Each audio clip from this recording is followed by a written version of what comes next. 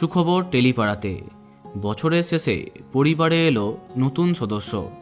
দীর্ঘ অপেক্ষার পরে দ্বিতীয়বার মা হলেন বাংলা ছবির জনপ্রিয় নায়িকা কোয়েল মল্লিক। মহালয়ার দিন স্বামী নিসপাল সিংয়ের সাথে তার অন্তঃসত্ত্বা হওয়া সুখবরটা জানিয়েছিলেন তাদের ছেলে কবির খুব শীঘ্রই বড় দাদা হতে যাচ্ছে।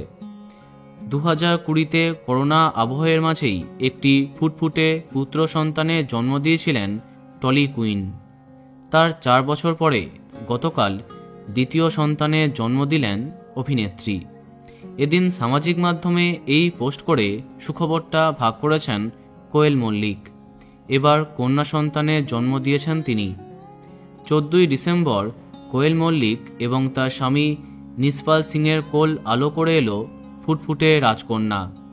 বরাবরই ব্যক্তিগত জীবনকে সাদামাটাভাবেই প্রকাশ করেছেন কোয়েল। খুব বেশি স্বামী ছেলের সাথে ছবি শেয়ার করতে দেখা যায় না তাকে। কন্যা সন্তানের আগমনের খবরটাও সাদামাটাভাবেই সবাইকে জানালেন। বলা বাহুল্য, তার এমন পোস্টে শুভেচ্ছায় ভরে গেছে তাদের প্রোফাইল। আমাদের পক্ষ থেকেও টলি কুইনকে অনেক অনেক শুভেচ্ছা।